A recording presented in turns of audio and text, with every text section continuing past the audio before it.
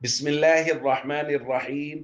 عن أبي هريرة رضي الله تعالى عنه قال قال رسول الله صلى الله تعالى عليه وسلم لم يبق من النبوة إلا المبشرات. قالوا وما المبشرات؟ قال الرؤيا الصالحة. رواہ البخاری۔ نبی کریم صلی اللہ علیہ وسلم نے ارشاد فرمایا، نبوت میں سے اب صرف مبشرات باقی رہ گئے ہیں۔ صحابہ کرام نے عرض کیا مبشرات کیا ہیں؟ آپ صلی اللہ علیہ وسلم نے فرمایا اچھے خواب۔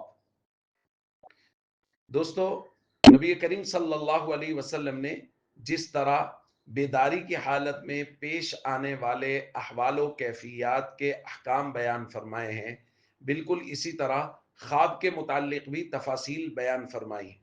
چونکہ خواب ایک حقیقت ہے اور نبی کریم صلی اللہ علیہ وسلم نے ان خوابوں کے متعلق بہت سارے امور کا بیان فرمایا ہے، اور خوابوں کا جہاں چونکہ ایک بہت بڑا جہاں ہے، وہ ایک مستقل دنیا ہے، اور اس سے آپ یوں سمجھ لیجئے کہ پوری کائنات جو ہے وہ سمٹ کے خواب دیکھنے والے کے سامنے آ رہی ہوتی ہے۔ خواب دیکھنے والا بہت بڑے جہاں کو ایک سیکنڈ کے اندر دیکھ رہا ہوتا ہے۔ بالکل اسی طرح یہ ایک تشبیہ دی گئی ہے کہ نبوت اور نبی کے لیے بھی اللہ تعالیٰ نے جہانوں کو ایسے سمیٹا ہوا ہوتا ہے، اور نبی ایک جگہ پہ کھڑے ہو کے بہت دور تک بسا اوقات دیکھ رہا ہوتا ہے، اللہ تعالیٰ کی قدرت سے، اللہ تعالیٰ کی شان سے، اللہ تعالیٰ کی مرضی سے۔ یہ بالکل ایسے ہی ہے جیسے خواب والا دیکھ رہا ہوتا ہے۔ اسی لیے نبی کریم صلی اللہ علیہ وسلم نے اس کو نبوت کا ایک حصہ قرار دیا ہے، جیسا کہ صحیح بخاری کی دوسری روایت میں حضور علیہ الصلوۃ والسلام نے فرمایا رؤی المؤمن جزء من 46 جزءا من النبوہ، کہ مومن کے خواب وہ نبوت کا 46واں حصہ ہے۔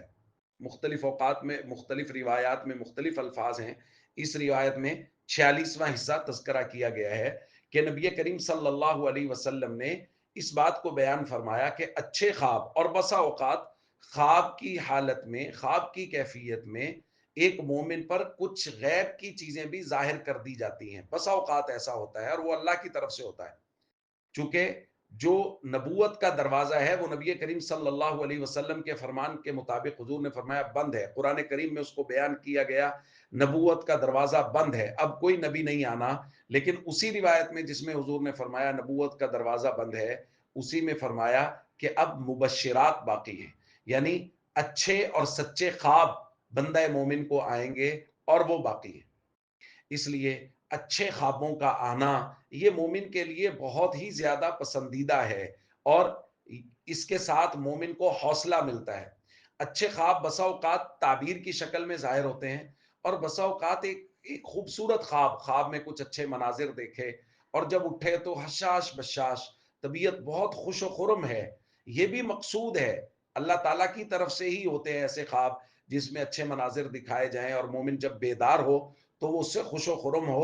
یہ بھی اللہ ہی کی طرف سے خواب ہوتا ہے جس سے مومن کو خوش کرنا مقصود ہوتا ہے۔